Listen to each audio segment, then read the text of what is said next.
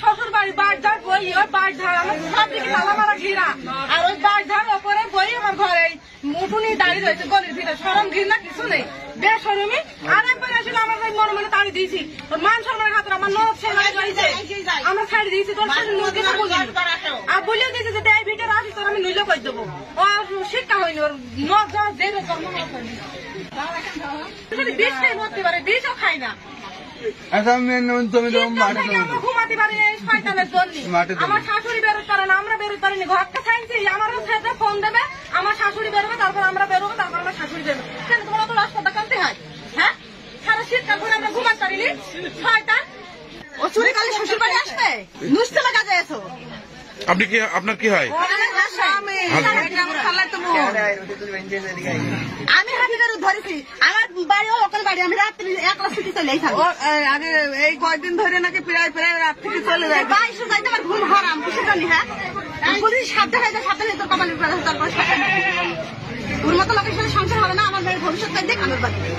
আমি আমার কোনো দাবি নেই আমার মেয়ের ভবিষ্যৎ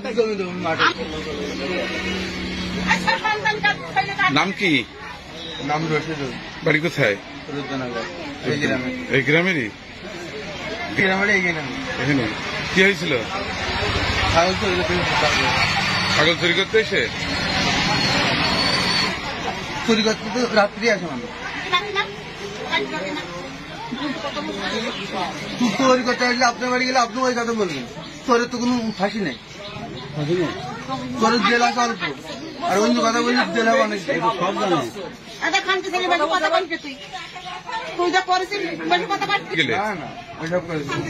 মিথ্যে কথা বলছো কেন গ্রামের যদি অন্য কোনো নারী বলি যে আমার সাথে কত খারাপ চোখে দেখে খেলে মরেই আইনের মাধ্যমে বলবো আমি কোনো মেয়ে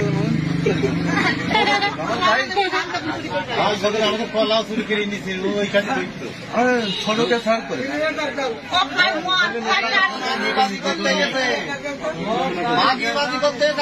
ভয় ওই কথা বলছে